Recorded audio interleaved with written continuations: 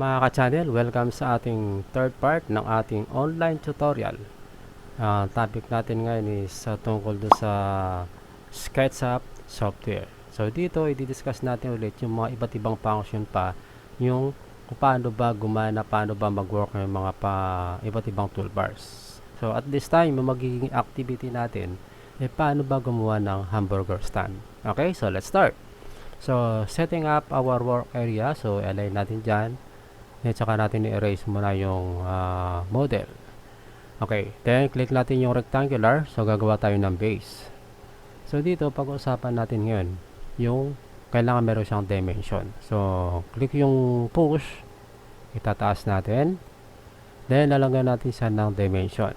Okay. So, click do sa endpoint. Papunta do sa endpoint. So, at this time, meron tayong 4 feet and 11 inches, no? So, pwede naman, pwede mo naman siya dagdagan.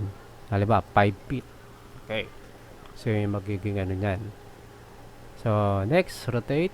Dito sa width, lalagyan din natin ng dimension. So, endpoint, click mo din sa kabila, then tsaka mo hilahin. So, meron siya yun na 15 feet. Okay. So, next toolbars, yung arc, no? So, an edge, gagawa tayo dyan. Click mo rin sa kabila, then tsaka mo ngayon ipupush. Double click. Ngayon, pag na-rotate natin yan, meron na sa mark, diba? Yun yung magiging mark na ng area kung saan natin i-erase. So, gamit yung push, no? I-apply natin yan, papunta sa ibaba. Alright? So, meron na tayong design sa ating hamburger stand. So, gagawa tayo ngayon ng rectangular dito sa dulo. Yung pinakalagay ng ating mga products, ano? So, click. Para mayroong space, adjust natin ng konti. Then, tsaka mo naman ipupush pataas. Right? So, pwede naman mas manipis na konti. Okay. So, kailangan meron din siyang dimension, no? So, endpoint to endpoint. Sa halimbawa 8 feet, no? Okay. So, masyado na nga mataas yan, pero sample lang ito para sa activity natin ngayon. Click yung arc. Click mo dun sa endpoint, papunta dun sa kabila. Then, saka mo i-adjust forward kung hanggang saan ba yung size, hanggang saan ba yung sukat ng iyong arc na yon. Then, apply natin ulit yung push papunta ron. So, yun. Meron na siyang design. Okay? So, ngayon, ang gagawin natin muna, huwag tayo muna gagawa ng mga copy-paste. Yung basic na basic lang muna para doon sa mga beginners, no? So, click natin yung push, papunta rito. Okay, so rotate. Nakita mo yan. Erase. Apply mo yung erase. Ganun din sa likod, erase. So, magkakaroon siya ng awang dyan sa ilalim, no? Parang na-delete, diba? So, click mo yung rectangular. Tatakpan muna natin yan. Okay? Then, yung mga extra line, dapat naka-delete yan. Kasi once na mayroon yan, pag nag-shape tayo, nag-adjust tayo, madadamay. Okay? So, click mo lang yung select. Click mo yung line. Tapos, delete. Then, tsaka natin delete ulit yung yung sa likod. Okay, so push natin ng kaunti para siya, no? Yung parang natin. Yung parang pinaka plywood. So push mo ng kaunti yan. Okay. So, ngayon gagawa tayo ng parang lagay ng mga products natin. So adjust ng kaunti sa baba, zoom in, click mo yung rectangular, then tsaka ngayon gagawa ng rectangular dyan sa loob. Then, saka mo nga ipupost palabas. Okay, zoom out. Okay, so, kung halimbawa, okay na sa'yo yan. So, click natin. Okay, pwede na yan. Ngayon, i-rotate mo ulit. Gagawa tayo ng dito sa ibaba, no? So, rectangular. Gagawa tayo ulit ng rectangular shape sa ibaba. Then, saka mo ba ipupost, no? Todo mo na kasi para umabot dun sa base. Alright. So, yan. Meron na tayong tinatawag nating division para sa product natin. So, ganoon din. Rotate mo ulit yan. Click tayo ng rectangular sa ilalim. Then, tsaka natin ipupush. Okay. So, ipupush pababa. Okay. Sa liba, okay na yan. Then, alagay ulit tayo ng rectangular dyan. Then, push. Right? So, meron tayong lagayan ng ating mga products. Okay. So, dito sa itaas, sa ibaba pala, no?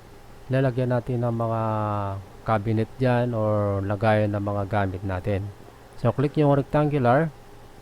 So, makikreate tayo ng dalawang cabinet dyan. Okay. So, edit, undo. So, dalawa yon.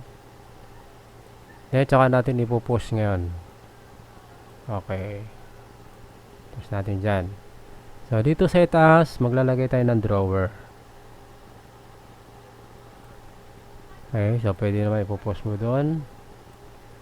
So, at the right side, ganoon din, no? Isang drawer lang halimbawa. Then, tsaka nyo rin i-push.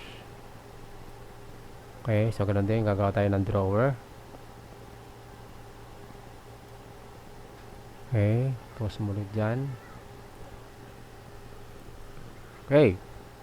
So, meron na tayong hamburger stand. Siyempre, maglalagay tayo ng, ng lababo dito. Okay. Then, ipopost mo rin pababa. Okay. So, nice. Ngayon, lalagyan natin ng kulay ngayon. So, halimbawa, lagyan natin ng paint bucket. Hanapin natin yung tiles. So, ito yung tiles. Halimbawa, limestone. Hanggang ngayon, i-click mo lang dyan. Pati yung lababo na yon. Kung halimbawa, lababo, gawin mong white. Okay lang din yon. Okay. So, rotate. Okay. So, ngayon, lalagyan natin ng color dito sa harap. So, click ulit yung paint bucket. Hanapin mo yung colors. So, kung halimbawa, gagawin natin isang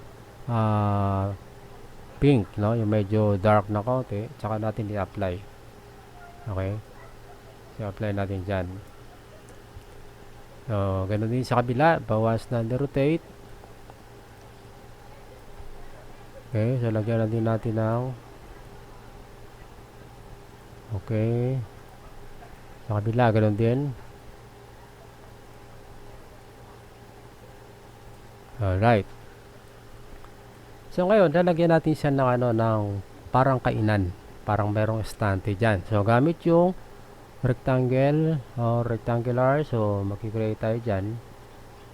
Then, tsaka natin ipupush palabas. Try natin kung tama na yung lapad. Okay. Right. So, dito, ito naman gagamitin natin yung line. So, makikreate ka ng line papunta ron. Dapat naka-green. No? Naka-green kasi yung guide natin is green. So, click mo yung green. Then, tsaka mo ngayon ipopost din palabas. Okay. So, try natin kung tama na rin. Okay. Good. So, ganun din sa kabila. Dapat naman naka-red.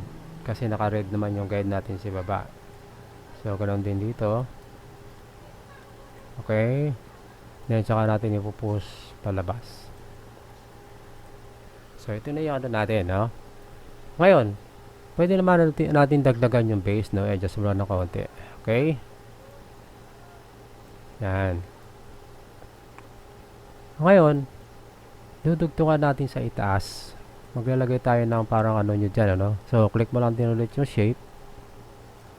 Yan. So, maglalagay tayo ng mga ano mo dyan, mga lagayan ng mga gamit mo sa pagluluto. Okay.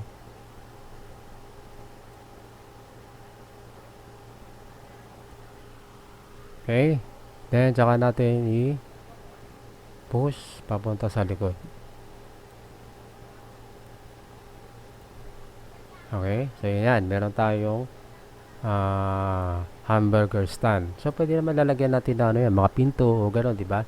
Ngayon, ang gagawin natin, maglalagay tayo ng signage dito sa itaas, no? So, halimbawa, nakita nyo ngayon ito, no? Yung text. So, lalagay natin siya ng burger. Okay, so halimbawa 20 inches. So 20, then place. Saka natin ilagay dyan. So medyo malaki. So click ulit tayo ng hamburger. So gagawin natin dyan 15 inches. Then place. So yun, sakto sa dyan. Alright. Ngayon dito sa ibaba, no? Maglalagay tayo ng mga, ano ba yung mga product natin? Okay? So, highlight. Dapat naka-scroll in. So, lalagyan natin siya ng, ng rectangle. Okay. Diba ganyan? So, mag-i-export o mag-i-import tayo ng image, no? For example, hamburger style. Siyempre, hamburger, diba? Pero this time, wala akong image, no? So, kahit ano na lang muna. So, file, import. Okay, so halimbawa ito yun, open. Ito yung image na ilalagay natin dito yan. So paano ba? I-click mo doon sa isang dulo na yan, no? Click mo ng mouse, then unti-unti mo siyang itataas. Okay, so gawa ulit tayo ng isang rectangular, then okay, ganun din. File, import. So kung halimbawa ito naman, open mo siya. So pag nilagay natin dyan sa dulo, din mo yung mouse, taka mo ngayon i-drag pataas. Okay, so ngayon, scroll out. Okay, meron ka ng hamburger stand. Kaya lang matamis yung yung nakalagay dyan. Okay, so yun yung magiging natin. So ngayon, lalagyan natin ng color din. So click mga colors din, din yan para meron siyang design. Okay, so click yan.